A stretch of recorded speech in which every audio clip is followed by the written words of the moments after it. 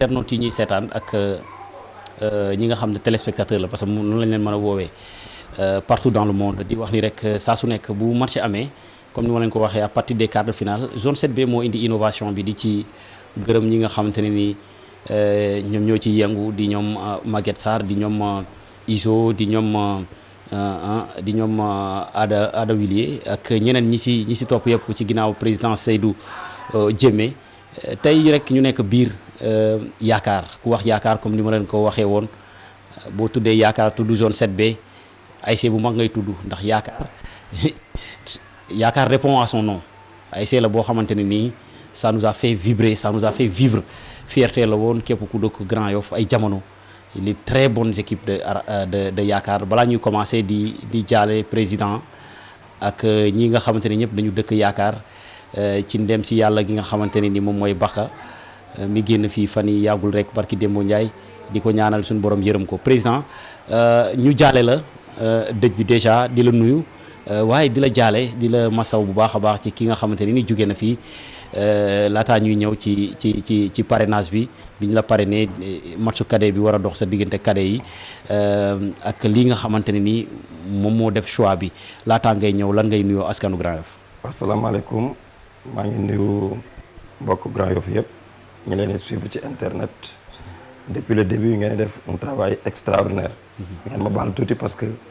j'ai la voix un peu cassée. oui voilà di kontaan trop ci ñëw bi ngeen ñëw fii. bon au cœur de Yaakaar parce que ñun ñooy président bi Maguette bi toog mooy vice président bi. c'est un honneur aussi que ñu choisir ñu parmi les parrains ñoom ni ñu koy defee rafet na trop quoi. rafet na trop c'est une marque de considération et surtout de respect quoi. bon du man maa tax ngeen def ko da ngeen ko def pour yaakaar yëpp quoi. donc yaakaar yëpp ñu ngi leen di dalal jàmm. di la wax merci pour les condoléances quoi suñu jour boobu tam. Baka yàlla na yàlla branché àjjana ci. amiin yaa rabbi penc yàlla na ko yàlla jéggal. il a été joueur ici cadet il a été joueur senior parmi les meilleurs bokk na sax ci équipe bu 2005 ans. oui bi gagné woon gaal gi. oui fii ci stade Amitié 1-0. après même il a été ici une fois entraîneur des cadets quoi. Ça veut dire que kenn la ci ñun. te il a pleinement joué son rôle dans la cité et du point de vue social aussi.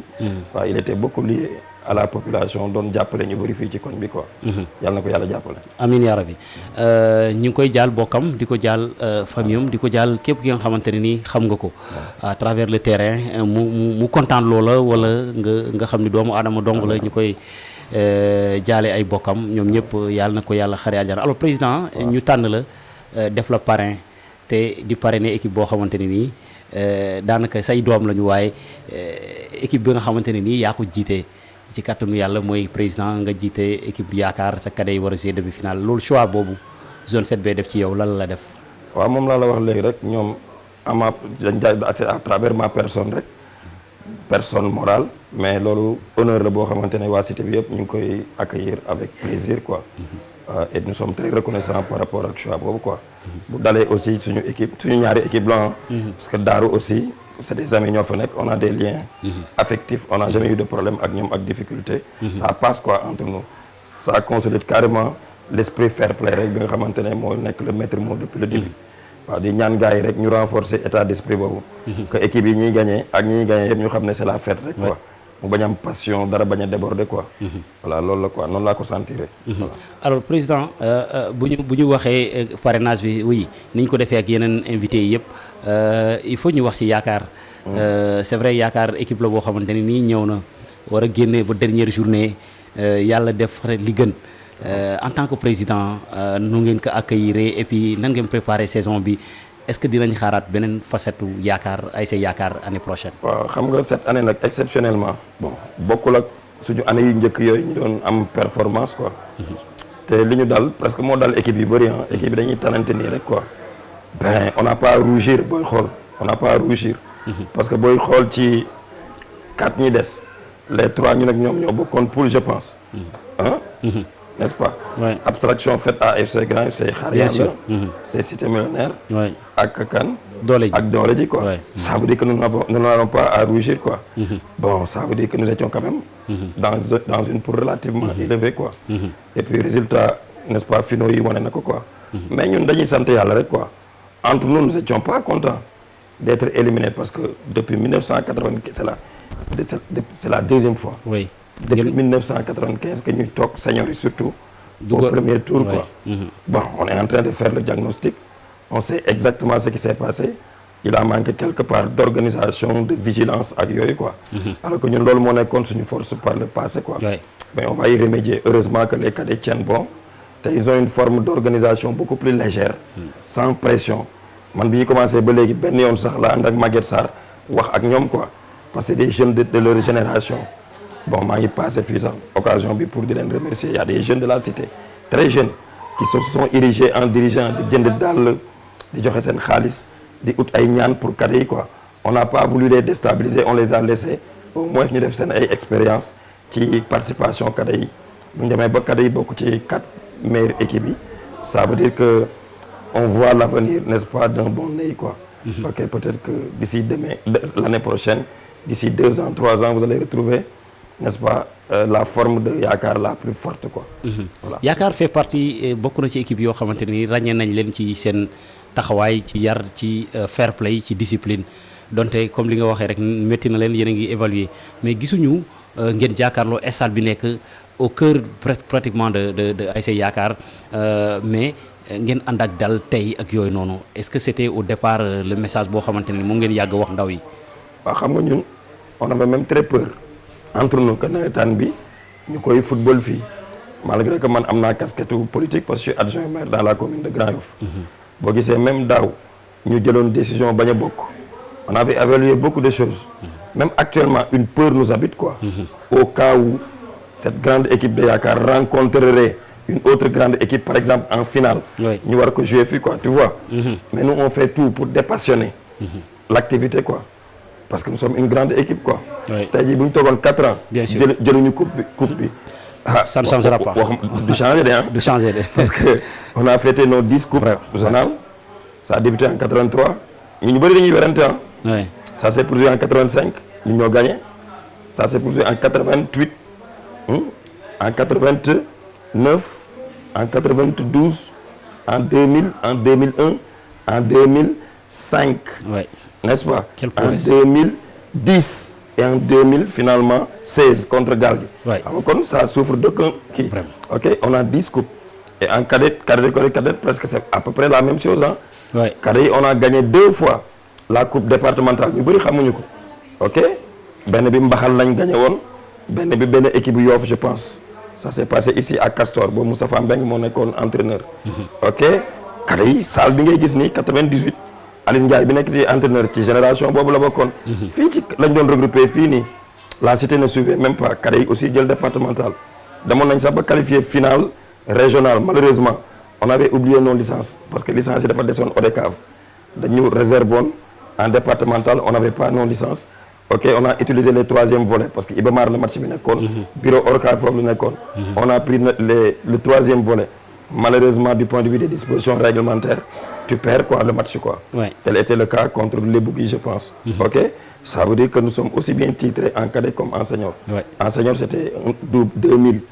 On a gagné toutes les coupes de Dakar et de la région. 2000. Zonal, n'est-ce pas, contre Darou Rahman. Départemental contre Giancarlo qui ne nous réussit pas. Oui. ñett yoon yi ñuy daje départemental yëpp ñu ñoo koy gagné. La première année c'était 5-1 ñoo leen dóor une équipe de Yakar très jeune génération ñoom Modou Diop ñoom Cabral ak yooyu ñu may tudd ñëpp gaañu nañ presque. Macha Allah. Relativement jeune yal na yàlla jéggal leen. Amiin yaa rabbi. si àjjana seen bàmmal. Est-ce que. waaw ça fait pas longtemps aussi bi Yakar bu jee dem départemental. On a croisé Giancarlo aussi ñu gagné ko. Oui. Ok. Et puis on a gagné ñetti mbaar à Pikine. Guédiawaye. Oui. Tu comprends nga. Oui. Il restait toog nañ 2 ans ñoom kenn gagné wu leen. Yakar gagné leen foofu quoi. Ça veut dire que cette année-là on a gagné zonal, départemental, régional. Dem ba finale nationale. On nous a battu qu'au tir au but. C'est une équipe de Louga qui nous a battu à Louga au tir au but. Oui. Alors que nous jouions à 10 quoi. Oui. Oui. Le meilleur joueur de Yakar a été expulsé. Phase nationale. Injustement, oui, phase nationale. Sinon aujourd'hui on serait aussi, n'est-ce pas, champion national quoi. C'est un objectif nag bàyyi ñu ko quoi. Macha Allah. Mais pour yeggaat foofu dafa laaj liggéey bu rëy ak une très bonne organisation et de la planification. waaw xam naa loolu sax bokk na ci li tax ñun ñëpp. ñu nekk fi ba léegi quoi parce que waroon nañu bàyyi bu yàgg quoi. Voilà. Macha Allah donc ce rappel xam naa ñi lay seetaan tey ñu bëri yaa ngi leen di ressourcer wu bu baax. gars yi ñu ngi ñëwaat. et c'est bien de rappeler ces belles années ces prouesses. pour la nouvelle génération yoo xam ne xamuñu. loolu yëpp c'est battu, c'est un travail, ça a été un travail de longue haleine. am ñoo xamante ne nii dañ leen ci soutenir sa mémoire dafay dem ci ñenn ñi. waay am na ñoo xam ne sa mémoire day dem ci ñoom. ñuy xalaat fa rek duñ ñëw stade wala ñu ngi fii wala ñenn ñoo xam ni waay ndeysaan. ji nga fu mu nekk nii li ngay def nii à travers DTV bi. loolu am na conséquence sax ci mobilisation bi war a am fii ci stade bi bu yaakaar du jouer. parce que yaakaar exclusivité kii am bon personnalité am xam nga mooy lan. mooy kenn du bàyyi. am na ay maman yu nekk ci biir kër yi bu ñuy football ñoom ñu ngi suivre affaire bi YouTube. moom la di très souvent. mooy tantu Alsane Baro bi mère Marème Ndiaye ñu ngi koy nuyu au passage. dafa am famille yoo xam ne yaakaar dañ bokk ci yaakaar quoi parce que kër googu par exemple foofu la ñu waxtaanee. grand yi suñu grand yi effectivement ba jox yaakaar ba jox HLM Patte d'Oie. ci nawetaan tuuru yaakaar quoi membre fondateur yi foofu loonu quoi. ñooñu bàyyi gu ñu de parce que ñu ngi suivre ba léegi. su amee échec comme ce qui s'est passé ren. ci seniors yi dañ lay interroger dañ lay woo ça veut dire que waaw c'est une équipe avec un esprit boo xamante ne waaw bu xaw a spécial quoi. Alors je pense à Alsane Baro, je pense à beaucoup d'autres personnes ñoo xamante ne peut-être mag moo tax gisatuñ leen wala ak Aliou Ndiaye mais bu dëkk par exemple HLM Grand il a été président ici pendant tout le temps mook Baro voilà. Alors président ñu ngi nekk ci siège navétane li nga gagné yëpp mais lépp ça c'est gagné dans la discipline. Par occasion lan ngay wax ndaw Grand Yoff rawatina ci demi-finale yi ñu dëmmal ak finale bi. ndaxte ku gagné li gars yi di wax rek dërëm bi du génn gaal gi. victoire bi fi lay des. waaw passion dañu war a dépassionner rek affaire bi football bi quoi man nag maa ci gën a weex donc. parce que ñun dañ dëkk ci frontière HLM Patte d'Oie ak Grand Yoff. il arrive que les gens n'est-ce pas utilisent des propos pas du tout catholique ci ñaari quartiers yi quoi même ñoom bu ñu gagné keneen dañuy romb fi naan li noonu ñu bëggoon fekk ñun noonu lu ñu leen proximité bi kese moo tax peut-être match yi di am passion quoi mais ñun ku ñu munti football bu match bi jeexee pare nañ ci tu comprends ça te boo ñu gagné duñ la ko jiiñ yow mi ñu gagné dañuy xool entre ñun qu'est-ce qui n'a pas bien marché parce que loolu mooy marque équipe yi mag yi quoi mën nga daanu ren mais nga rebondir parce que les grandes équipes ne meurent jamais soo gañewul ren mën nga gañe déwén bi nga gañee da nga tàccu feetu mais bu ñu la gañee tàccul ci la gañe bon après nga encouragé leen après def lépp ci jàmm ak salaam quoi ok c'est-à-dire passion bi du ci bon ay da ngay gis ay responsable quelqu'un qui est passé keroog ici mu am benn violence bu mag bu am keroog benn match Arafat bi la je pense ma ne ko waaye gars yi nañ bàyyi violence bi waaye ci nawetaan bi jaru ko mu ne ma non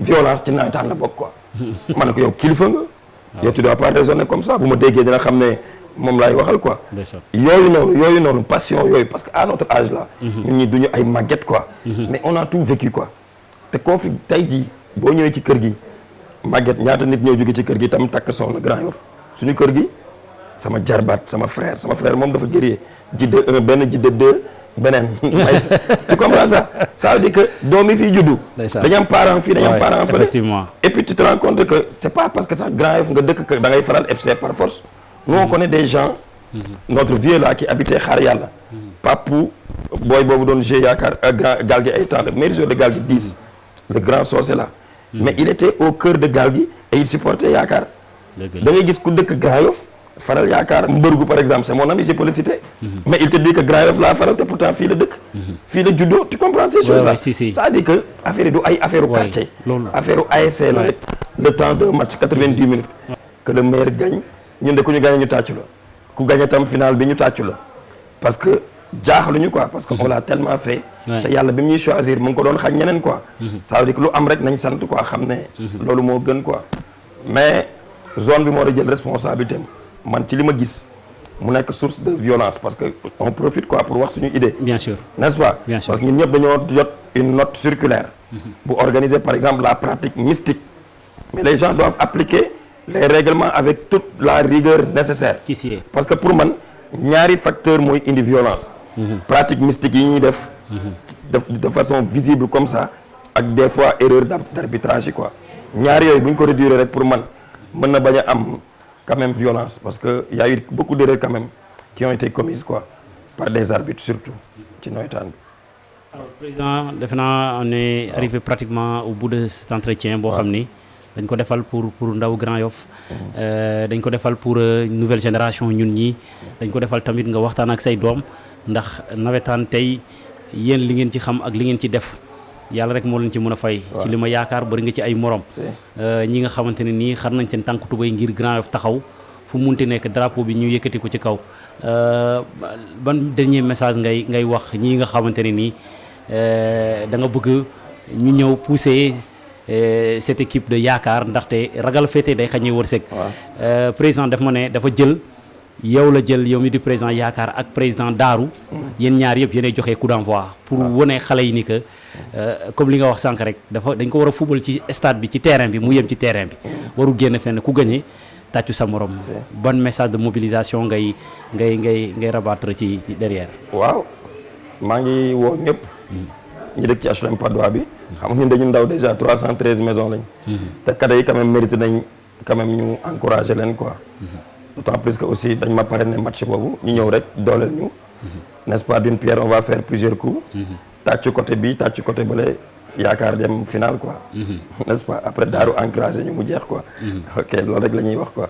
Merci président mu nekkoon ay kaddu président Omar Mbodj xamee ngeen ko noonu professeur mu nekk une personne modeste boo xam ne mun naa ko témoigner ndax man de bi ma ko xamee yàggul mais j'ai eu à échanger avec ay nit ci jëmm ji maa ngi koy doog a wax ci micro du ma jay nit parce que santé alhamdulilah mais on m'a parlé de lui que c'est une sommité un professeur doomu Grand Yoff boo xamante ne nii ay bëri na ay moromam yoo xamante ne nii xëy na dem nañ choisir dem feneen mais moom yaakaar gi la dëkk Grand Yoff gi la toog donc loolu la yàlla def ñu koy ñaanal vraiment lépp lu mu bëgg ak fu mu bëgg a yóbbu ay say yaakaar yàlla jàppale ko donc di leen ñaanal un très bon match di ko souhaiter aussi un très bon match di ko féliciter encore une fois di ñaanal ñaari équipes yi ñu def ko dans le fair play encore une fois di leen wax ni rek nii la ñuy defee bu ñu qualifier demi-finale ñaari parents yi tamit dinañ ñëw fii final ba tamit bu ñu demee final moom parrain bu mag la